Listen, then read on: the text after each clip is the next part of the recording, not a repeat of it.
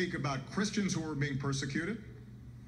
He didn't call on Catholic parishes just to admit those who were of the same religious faith. He said, protect people who were vulnerable.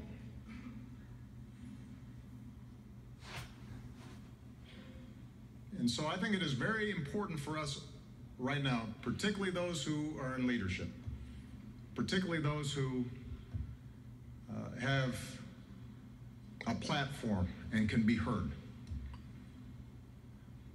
not to fall into that trap, not to feed that dark impulse inside of us.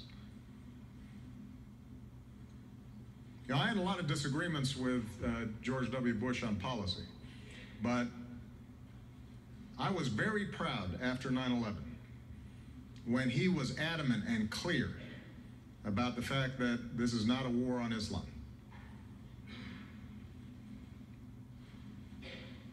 And the notion that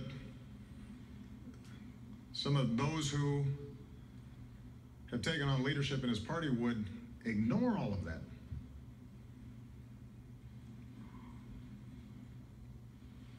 That's not who we are.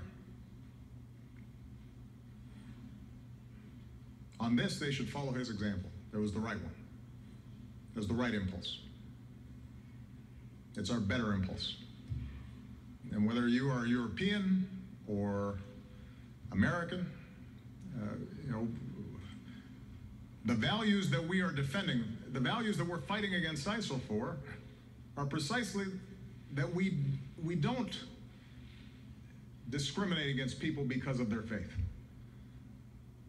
We don't kill people because they're different than us. That's what separates us from them. And we don't feed that kind of notion that somehow Christians and Muslims are at war.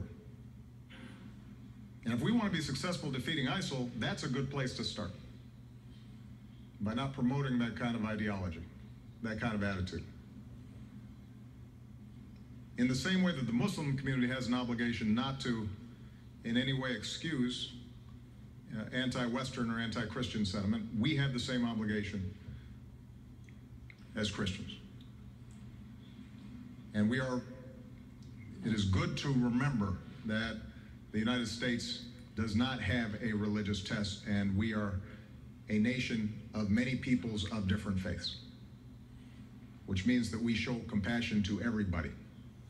Those are the universal values we stand for.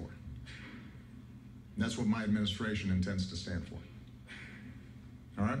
Thank you very much, everybody.